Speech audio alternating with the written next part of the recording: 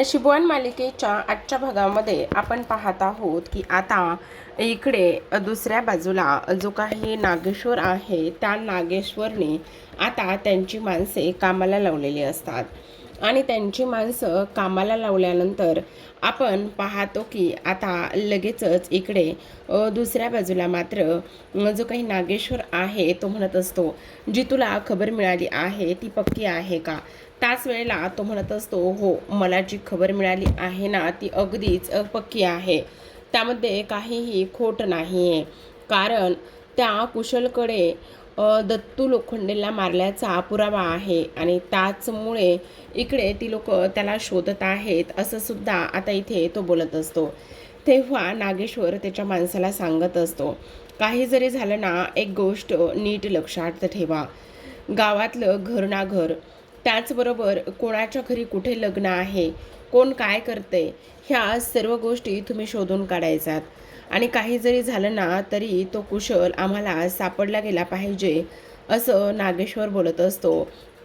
आणि नागेश्वरनी ह्या सर्व गोष्टी बोलल्यानंतर आता आपण पाहतो की इकडे तो म्हणत असतो, हे जर दिदीबाईंनी केलेलं असेल ना तर दिदीबाई तुम्हाला हे फारच जास्त महागात पडणार आहे आणि त्या कुशलकडे इकडे आमच्या विरोधात पुरावा आहे, आम्ही त्या दत्तू लोखंडेला मारले हा पुरावा त्याच्याकडे आहे.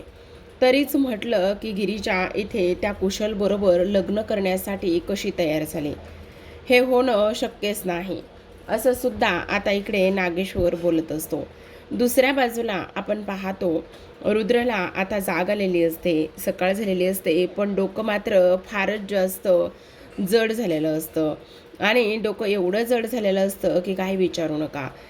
तेवढ्यातच आता वासंती त्याच्यासाठी ब्लॅक टी घेऊन आलेली असते आणि तेव्हा ती म्हणत असते, हे घे ब्लॅक टी घे.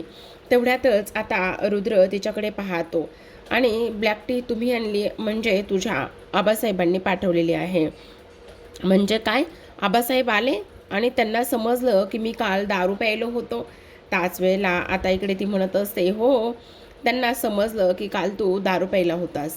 तेव्हा आता इकडे रुद्र म्हणत असतो, नाही, ह्या खूप जास्त चुकीच्या गोष्टी झाल्यात, हे असं व्हायला नको होतं, मी आबासाहेबांसमोर दारू पिऊन जायला नको होतं, मी असं का वागलो, मी ह्या सर्व गोष्टी का केल्या, असं मी करायला नको होतं असं सुद्धा आता इकडे रुद्र बोलू लागतो. त्याच वेळेला वासंती म्हणत असते, ठीक आहे, असू दे रे, घे, तू हा काढा पिऊन घे, हा ब्लॅक टी पिऊन घे, म्हणजे तुझं डोकं दुखायचं जरा कमी होईल. आता इकडे वासंती म्हणत असते, पण काय रे रुद्र, मला एक गोष्ट सांग, एवढी काय गरज पडली रे तुला दारू वगैरे प्यायची? तेवढ्यातच आता वासंतीला विशाखाचा फोन आलेला असतो आणि विशाखाचा फोन आल्यानंतर तिथेच उभा राहून वासंती बोलत असते.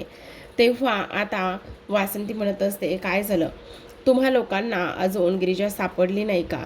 त्याच वेळेला आता इकडे ती म्हणत असते, नाही, अजून गिरिजा कुठे आहे, काय आहे, हे सापडलंच नाही, काय करावं ते समजतच नाही असं सुद्धा आता इकडे ती बोलत असते. आता हे सगळं काही बोलत असताना आपण पाहतो की इथे आता वासंती म्हणत असते, मला असं वाटलं की तुम्हा लोकांना इकडे गिरिजा सापडली असेल म्हणून. तेव्हा ती म्हणत असते, नाही, अजून तरी नाही सापडली. त्याच वेळेला रुद्रने ते फोनवरचं बोलणं ऐकलेलं असतं आणि रुद्र म्हणत असतो, आईसाहेब, तुम्ही हे काय करताय? काय गरज आहे तुम्हाला इथे गिरिजाला शोधण्यासाठी? तुमच्या एक गोष्ट लक्षात येते का आईसाहेब? हे बघा, गिरिजा आपल्या कधीच नव्हत्या आणि गिरिजा आपल्या कधीच नसल्या कारणाने त्यांना शोधायची वगैरे काहीच गरज नाही. तुमच्या ही गोष्ट कशी लक्षात येत नाही? त्याच वेळेला त्यांनी आपल्याला धोका दिलाय, त्यांनी आपल्याला फसवण्याचं काम केलंय, मग तरीसुद्धा तुमच्या ही गोष्ट लक्षात येत नाही का? असं सुद्धा आता इकडे ती बोलू लागते. त्याच वेळेला आता तो म्हणत असतो, त्या आपल्याला सोडून गेल्यात, त्या घर सोडून गेल्यात आणि जर त्या घर सोडून गेलेल्या आहेत म्हटल्यावर तुम्ही उगाचच त्यांच्या मागे का आणि कशासाठी धावताय? हे बघा, त्यांच्या मागे अजिबात धावू नका, काहीही गरज नाही त्यांच्या पाठीमागे धावण्याची असं सुद्धा आता इकडे तो बोलत असतो. तर दुसऱ्या बाजूला चल गिरिजासमोर रुद्रचा मोबाईलमध्ये असणारा फोटो घेऊन बसलेला असतो आणि तो तिला म्हणत असतो, हे कोण आहे, ओळखलंस का? म्हणजे तुला ना रुद्रची फार आठवण येत असेल ना, म्हणून खरं तर हा फोटो मी तुला दाखवतोय. तेव्हा गिरिजा म्हणत असते, काय केलंयस तू रुद्रसोबत, खरं खरं सांग. तेव्हा तो म्हणतो, अजून तरी मी काही नाही केलेलं, पण जर तू माझ्यासोबत लग्न नाही केलेस आणि जर ह्या घटस्फोटाच्या कागदावर सह्या जर तू नाही ना केल्यास, तर मग मात्र मी नक्कीच ह्याला काहीतरी करू शकतो. आणि जर तुला असं वाटत असेल की मी ह्याला काही करू नये म्हणून, तर मग तू एक काम करायचंयस, ह्या घटस्फोटाच्या कागदावर तू सह्या करायच्या आहेत, समजलं तुला, असं तो मुद्दामच बोलत असतो. आणि ह्या सगळ्या गोष्टी बोलल्यानंतर आता गिरिजा म्हणते, असं काय करतोयस कुशल, हे बघ, ह्या सगळ्या गोष्टी नको ना करू, कारण मला एक गोष्ट सांग, तुला हे सगळं करण्याची काय गरज आहे. आणि त्याहूनही सगळ्यात महत्त्वाचं म्हणजे की आता इकडे रुद्रने सुद्धा त्या पेपरवर सह्या केल्या आहेत ना, मग जर रुद्रने त्या पेपरवर सह्या केल्या आहेत, तर मग तू उगाचच माझ्या सह्या त्या पेपरवर का घेतोस बरं. हे बघ, माझ्या सह्या त्या पेपरवरती काही घ्यायची गरज नाही आहे, असं तो इथे बोलत असते. त्याच वेळेला आता रुद्र म्हणत असतो, तेच मी सांगण्याचा प्रयत्न करतो आईसाहेब तुम्हाला काय गरज आहे इथे रुद्रला शोधायला इथे गिरिजाला शोधायला लावण्याची काही गरज नाही आहे. तुम्ही थोडंसं समजून का घेत नाही आहेत. आणि त्यांनी आपल्याला फसवले, त्या मला सोडून गेल्यात, त्यांना माझ्या प्रेमाची जाणीव नाही राहिली, मग त्यांच्याशी बोलायची काहीच गरज नाही. आई आई असं म्हणून रुद्र वासंतीच्या मांडीवर डोकं ठेवूनच रडायला लागलेला असतो. आता रुद्र रडत असतो आणि तेव्हा वासंती त्याला समजवण्याचं काम करत असते. तेव्हा आता वासंती म्हणत असते मनामध्येच, खरं पाहायला गेलं ना, तर रुद्रने मला कितीतरी दिवसाने इथे आई अशी म्हणून हाक मारली आहे. रुद्र, तू नको काळजी करू, सगळं काही व्यवस्थित होणार आहे. हे देवा परमेश्वरा, का माझ्या गिरिजाला आणि त्याचबरोबर इकडे रुद्रला दोघांनाही इथे वेगळे केले, का ह्या सगळ्या गोष्टी केलेल्या आहेत, असं सुद्धा आता इकडे ती बोलत असते. आता हे सगळं काही बोलल्यानंतर दुसरीकडे गिरिजा रडायला लागते. आता गिरिजा रडत असताना कुशलला मात्र काडीचाही फरक पडत नसतो. तो म्हणत असतो, अगं रडून आणि ह्या सगळ्या गोष्टी करून काय होणार आहे, काहीही होणार नाही आहे. कारण तुला एक गोष्ट सांगू का, तू फक्त माझी आहेस आणि तू माझीच राहणार आहेस. एकदा का आपलं लग्न झालं ना, मग सगळं व्यवस्थित होईल. तेव्हा आता गिरिजा म्हणत असते, अरे तू वेडा आहेस का, काय गरज आहे हे सगळं काही करण्याची. हे बघ, असं करू नकोस. जे काही रुद्र आहेत ना, त्या रुद्रने इथे त्या पेपरवर सह्या केल्यात ना, मग माझी त्या पेपरवर सह्या करण्याची काय गरज आहे. नको ना असं करू, असं सुद्धा आता इथे ती बोलू लागते. आता ह्या सगळ्या गोष्टी बोलल्यानंतर तो म्हणत असतो, नाही, अजिबात तसं होणार नाही. आणि तुला आणखी सगळ्यात महत्त्वाची एक गोष्ट सांगू का, हे बघ, आता मी तुला एक गोष्ट सांगतो. आता तुला ना इथे तयार करण्यासाठी एक मुलगी येईल आणि तुला तयार करण्यासाठी मुलगी आल्यानंतर ती तुझा छान असा साज शृंगार करेल. म्हणजे कसं आहे ना, आपण इकडे दोघेही जण नवरा आणि नवरी असे वाटलं पाहिजे की नाही, आपलं लग्न आहे ही गोष्ट अशी वाटली पाहिजे की नाही, असं सुद्धा आता इथे तो बोलत असतो. दुसऱ्या बाजूला आपण पाहतो, नागेश्वर आता उर्वशीकडे गेलेला असतो. आणि नागेश्वर उर्वशीकडे गेल्यानंतर आता तो म्हणत असतो, दीदीबाई काय चाललंय काय तुमचं, आणि त्याचबरोबर खरं खरं सांगा, कुशल इथे बाहेर कसा काय आला, आणि बाहेर आला तर आला, आणि त्याचबरोबर सगळ्यात महत्त्वाची गोष्ट म्हणजे की त्याला आमच्या विरोधामध्ये पुरावे, व्हिडिओ हे सगळं काही कसं भेटलं. तेव्हा ती म्हणत असते, नाही मला नाही माहिती, हे कसं शक्य आहे, तुम्हाला काय आणि काय नाही माहिती बरं दीदीबाई, सांगा बरं जरा, असं सुद्धा नागेश्वर बोलत असतो. तेव्हा उर्वशी म्हणत असते, त्याचं काय झालं ना, त्याला गिरिजा आवडते आणि गिरिजा आवडत असल्यामुळे त्याने गिरिजासोबत लग्न करण्याचा निर्णय घेतला. आणि त्यानंतर तुम्हाला माहिती ना, गिरिजानेच त्या घटस्फोटाच्या कागदावर सह्या करून पाठवल्या म्हणून. बस एवढंच सत्य आहे, एवढंच खरं आहे, बाकी मी काही नाही केलेलं. तुम्हाला असं का वाटतंय. तेव्हा आता नागेश्वर म्हणत असतो, मला हे सगळं का वाटतंय, कशामुळे वाटतंय, ह्या सगळ्या गोष्टी महत्त्वाच्या आहेत का, नाही, पण त्याहूनही सगळ्यात महत्त्वाची एक गोष्ट आहे की तुम्हाला माहिती होतं का की इकडे त्या कुशलकडे माझ्या विरोधामध्ये किंवा मी दत्तूला मारलेला पुरावा आहे, ही गोष्ट तुम्हाला माहिती होती का. त्याच वेळेला आता उर्वशी गप्प बसते आणि तो म्हणत असतो, कसं शक्य आहे हे मला सांगा, तुम्हीच एक काम केलेलं आहे, तुम्हीच इथे जो काही कुशल आहे त्या कुशलला जेलमधून सोडवण्याचं काम तुम्ही केलंय आणि त्यानंतर तुम्ही असं बोलताय तुमची हिंमत कशी होती दिदीबाई हे सगळं काही अशा पद्धतीने बोलण्याची. मग आता मी काय सांगतो ती गोष्ट नीट लक्षात घ्या. काही झालं ना तरी आता ताबडतोब इथे तुम्ही त्या कुशलला फोन करायचा आहे आणि कुशलला फोन केल्यानंतर तुम्ही त्याच्याकडून एकच काढून घ्यायचं आहे, ते म्हणजेच की तो कुठे लग्न करतोय, कुठल्या मंदिरात करतोय, कुठल्या देवळात करतोय, हे सगळं तुम्ही ते मिळवायचं आहे. आणि तुम्ही जर असं नाही केलं तर तुमच्यासोबत काय होईल ही गोष्ट मी तुम्हाला वेगळी काही सांगायला नको आहे. आता लगेचच इकडे उर्वशीकडे पर्याय शिल्लक राहत नाही. उर्वशी आता विचार करते, नाही काही जरी झालं ना तरीसुद्धा इकडे आता इथे जे आबासाहेब बोलत आहेत ना तेच करणं गरजेचं आहे. नाहीतर उगाचच आता आपलंच इथे काहीतरी होऊन बसायचं असा सुद्धा इथे ती विचार करते. आणि ह्या सर्व गोष्टींचा विचार केल्यानंतर आता नागेश्वर समोरच ती इथे फोन करत असते. आता नागेश्वर समोर फोन करत असताना नागेश्वर तिला खानाखुणा करतो आणि फोन स्पीकरवर टाकायला सांगत असतो. आता उर्वशीकडे सुद्धा पर्याय शिल्लक राहिलेला नसतो. ती सुद्धा आता नागेश्वरच्या समोरच मोबाईल घेते आणि त्यानंतर जो काही फोन आहे तो ती स्पीकरवरती टाकते आणि त्यानंतर ती म्हणत असते, काय रे कुशल कुठे आहेस? तेव्हा तो म्हणत असतो, तुम्ही का उगाचच आज फोन केलाय डोक्याला ताण द्यायला? तुमच्या एक गोष्ट लक्षात येते का? आज माझं लग्न आहे आणि लग्नाच्या दिवशी असं कोण फोन करतं? तेव्हा उर्वशी म्हणते, तुला ते घटस्फोटाचे कागद दिले होते ना त्यावरती तू आणखी गिरिजाच्या सह्या करून पाठवले नाहीस ना म्हणून तुला फोन केलाय. तेव्हा तो म्हणतो, ठीक आहे सह्या घेतो पटकन आणि पाठवू नकोस. तू लग्न कुठे करतोयस ना ते सांग, मी तिथे येऊन सह्या घेते. तेव्हा आता कुशल म्हणत असतो, ठीक आहे चालेल काहीच हरकत नाही.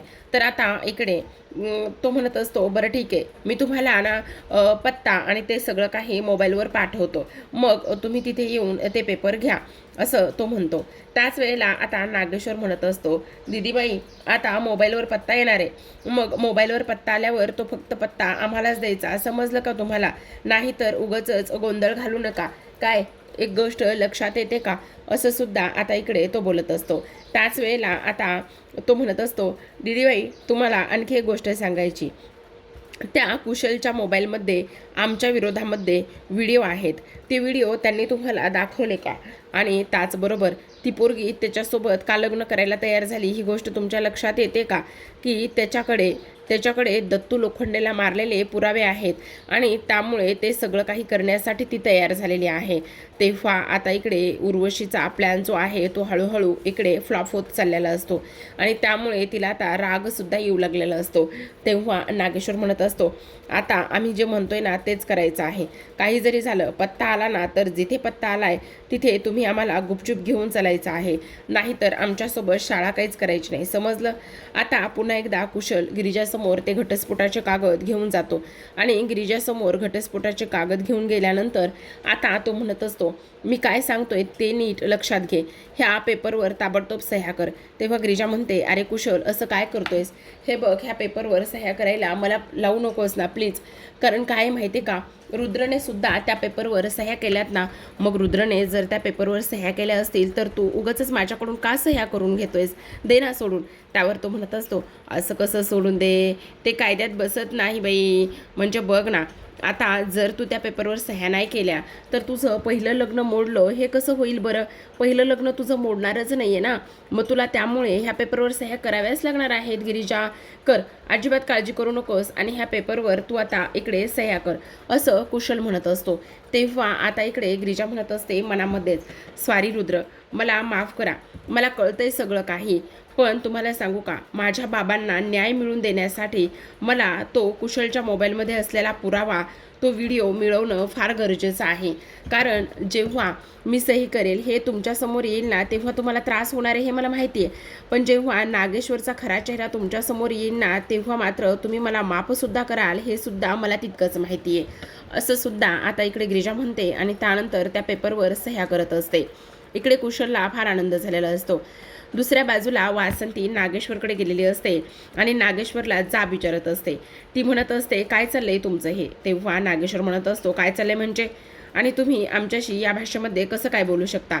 त्याच वेळेला वासंती म्हणत असते, मला एक गोष्ट सांगा, एखाद्याने या घरामध्ये चूक केली तर त्याच्यासाठी वेगळा न्याय आणि त्याचबरोबर तीच चूक जर तुमच्या बहिणीने म्हणजेच उर्वशी वंशने केली तर त्यांच्यासाठी वेगळा न्याय का का असं करताय?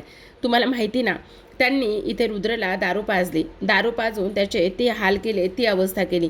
मग तरी तुम्हाला हे सगळं काही माहिती असताना सुद्धा तुम्ही तिला इथे माफ करताय. त्यावेळेस आता नागेश्वर म्हणत असतो, आम्हाला उलट प्रश्न विचारण्याची तुमची हिंमत कशी झाली? तुम्ही समजता कोण स्वतःला?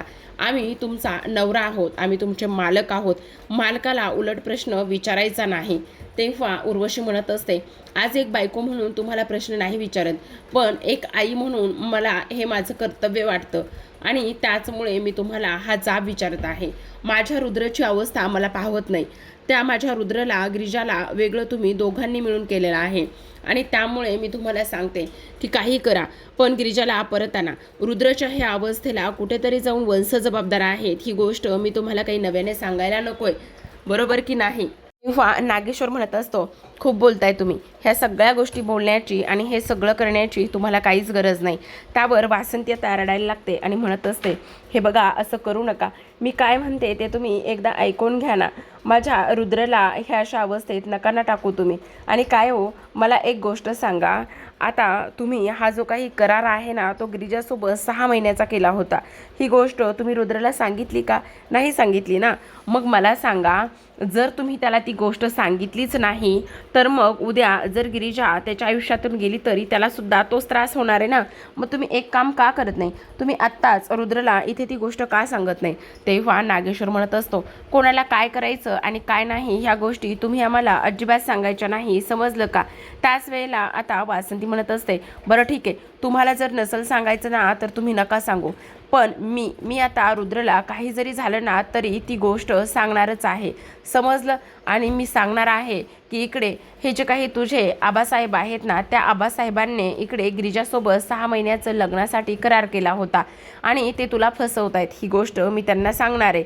तेव्हा नागेश्वर म्हणत असतो, अख्ख्या गावासमोर, अख्ख्या पंचक्रोशीत हा नागेश्वर कोणासमोर कधी झुकला नाही. तो नागेश्वर इकडे सर्वांसमोर त्या पोरीसाठी इथे सर्वांसमोर झुकला, सर्वांसमोर इथे माफी मागितली. ही गोष्ट आम्ही कधीच विसरणार नाही आहोत. आणि काही जरी झालं तरी सुद्धा एक गोष्ट तुम्ही सुद्धा लक्षात ठेवायची, जर तुम्ही थोबाड उघडलं ना तर आमच्यापेक्षा वाईट कोणी नसन, समजलं तुम्हाला? तेव्हा वासंती म्हणत असते, हेच तर मी तुम्हाला सांगण्याचा, बोलण्याचा प्रयत्न करते, पण तुम्हाला त्या गोष्टी समजतच नाही आहेत. का असं करताय? का अशी वागताय तुम्ही? तुमच्या गोष्टी लक्षात येत आहेत का की हे सगळं असं करू नका म्हणून? आणि त्याचबरोबर आता इकडे नागेश्वर म्हणत असतो, काही झालं तरी एक गोष्ट मात्र कायम लक्षात ठेवा की इकडे आम्ही आहे तोपर्यंत इकडे कोणालाही काहीही समजणार नाही, आलं का ध्यानात तुमच्या? तर आता आपण इकडे पाहतो की नागेश्वर निघून गेल्यानंतर वासंतीला फार जास्त शॉक बसलेला असतो, धक्का लागलेला असतो आणि त्याचमुळे आता इकडे ती थोडीशी अस्वस्थ असते आणि देवाकडे प्रार्थना करत असते. तर आता प्रेक्षकांनो, आजच्या भागामध्ये एवढंच. उद्याचा भाग तर फारच जास्त इंटरेस्टिंग असणार आहे, कारण उद्याच्या भागामध्ये आपल्याला असं पाहायला मिळणार आहे की आता इकडे कुशलने पाठवलेल्या ॲड्रेसवर नागेश्वर आणि त्याचबरोबर उर्वशी हे दोघेही जण जाऊन पोहोचतात. आता हे दोघेही जण जाऊन पोहोचल्यानंतर इकडे नागेश्वर उर्वशीला ओरडत असतो आणि तो म्हणत असतो, काय करताय दीदीबाई तुम्ही? हे तुमच्या गोष्टी लक्षात येत आहेत का? त्या कुशलने तुम्हाला फसवलंय, त्या कुशलने तुम्हाला टुल्ली दिली आणि त्या कुशलने तुम्हाला चुकीचा ॲड्रेस पाठवलाय. त्यानंतर आता रुद्र आणि गिरिजाचा घटस्फोटसुद्धा करून घेतलाय आणि लग्नसुद्धा करतोय तो. तुम्हाला त्याने फसवले असं सुद्धा तो आता इकडे बोलत असतो. दुसऱ्या बाजूला रुद्रला समजवण्यासाठी सावी आणि त्याचबरोबर श्री हे दोघेही जण आलेले असतात आणि वासंती सुद्धा असते आणि जे काही सत्य आहे ते सगळं सत्य आता ती लोक इथे रुद्रला सांगत असतात. आणि तेव्हा रुद्र म्हणत असतो, हे सगळं असं आहे? त्यावर आता जी विशाखा आहे ती म्हणत असते, हो रुद्र, हे असंच आहे, कारण तुझ्या गोष्टी लक्षात येत नाही आहेत का?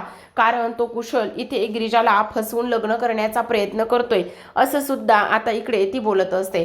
त्याच वेळेला आता इकडे रुद्र म्हणत असतो, नाही, काही जरी झालं ना तरी सुद्धा एक गोष्ट मात्र महत्त्वाची आहे आणि ती म्हणजे की मी गिरिजाला काही जरी झालं ना तरी सुद्धा वाचवणारच आहे असं सुद्धा इकडे तो बोलतो. आता इकडे कुशल लग्न मंडपामध्ये उभा असतो. इथे गिरिजाला सुद्धा छान तयार करण्यात आलेलं असतं आणि तेवढ्यातच कुशल म्हणत असतो पहिल्या नवऱ्याचं मंगळसूत्र गळ्यात घालून लग्न कसं करायचं, आणि त्यामुळे तो आता गिरिजाच्या गळ्यातलं मंगळसूत्र काढण्याचा प्रयत्न करतो. तेवढ्यातच रुद्र येतो आणि रुद्र कुशलचा हात धरतो आणि म्हणत असतो ती रुद्रप्रताप घोरपडेची बायको आहे आणि तुझी हिंमत कशी झाली तिच्यासोबत लग्नच करण्यासाठी आणि तिच्या मंगळसूत्रावर हात टाकण्याची, असं म्हणून रुद्र आता इथे कुशलला चांगलाच कुत्र्यासारखा तुडवताना आपल्याला पाहायला दिसणार आहे. तर पाहत रहा नशीबवान.